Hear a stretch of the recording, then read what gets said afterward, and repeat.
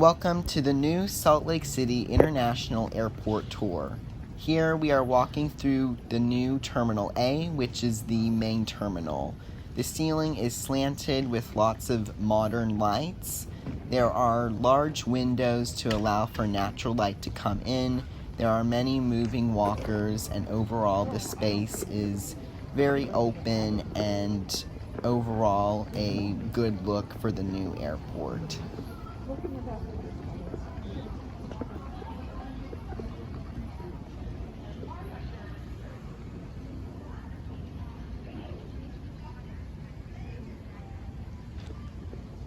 Here is the gate boarding area with large windows, open seating areas, and lots of space in general.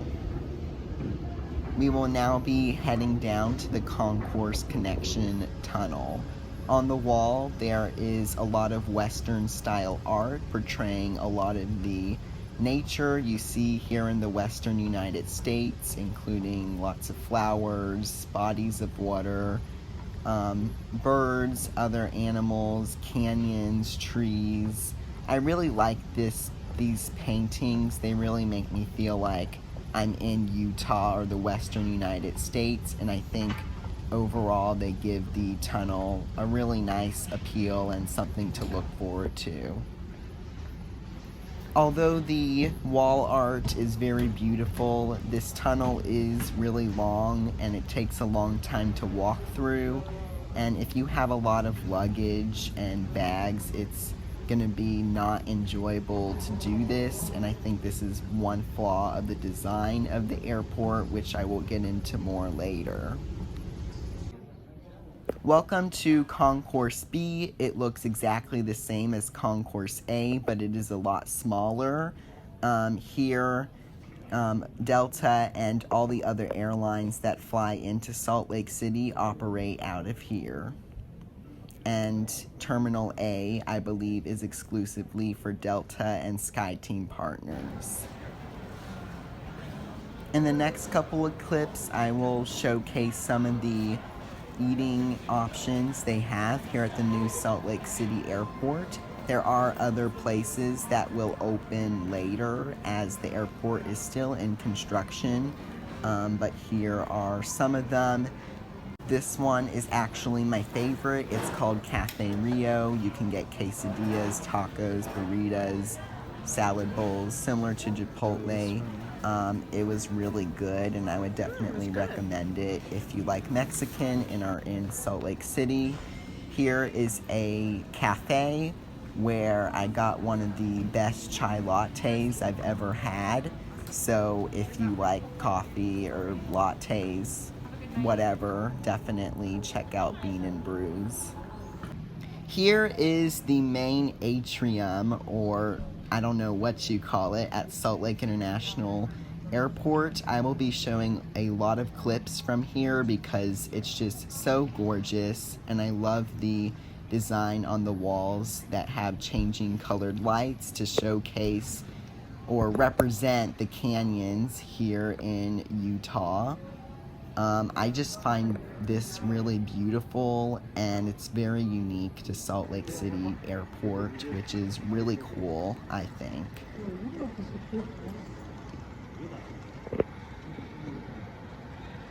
Here is this really cool bench that is made to look like canyons. I really like the design. It's very chic and modern.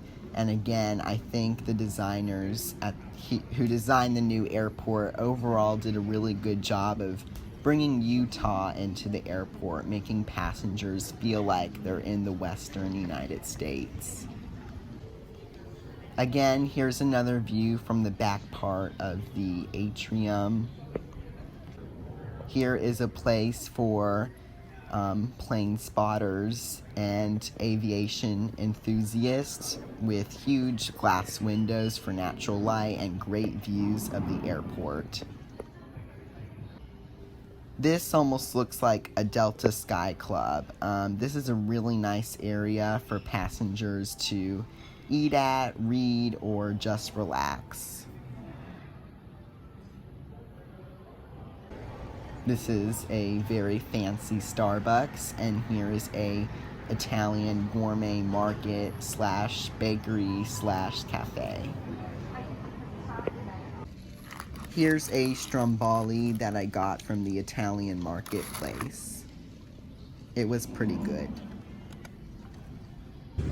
So unfortunately, because the airport has not been finished constructed, there are no gates to accommodate smaller planes like the Embraer. So instead, we have to walk down ramps and go outside, board a bus during a pandemic with lots of people on it and not proper air filtration to get to our gate. I understand why we had to do this, but at the same time, I think there needs to be a better system, especially during a pandemic and also in a city that gets very cold and could very well have snow.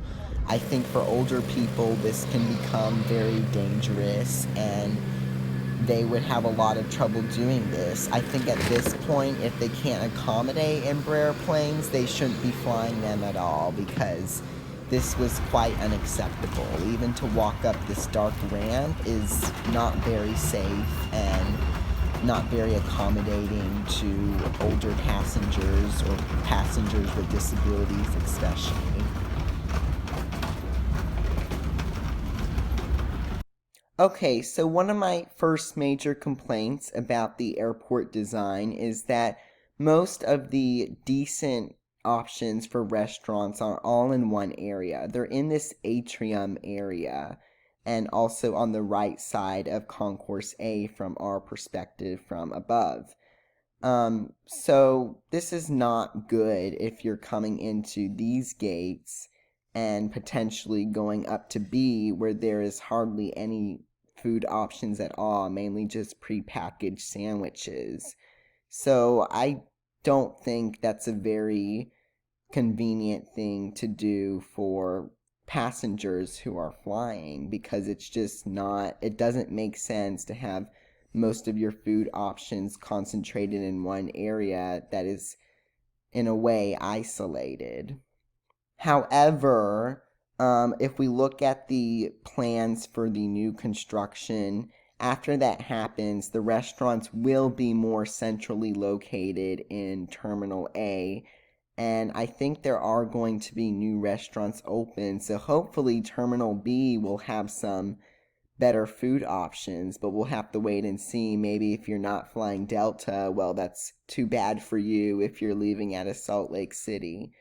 But anyway, another of the bad things about this airport design is the walking travel times. So if we look at the minimum amount of time it would take to go from the atrium to the end of Terminal A, it would be over 8 minutes.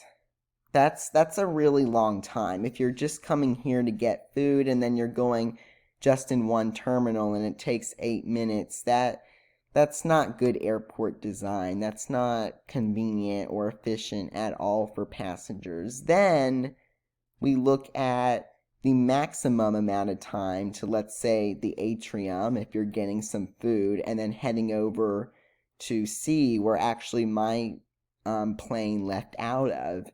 That's going to take you 21 minutes if you stand on the moving walks.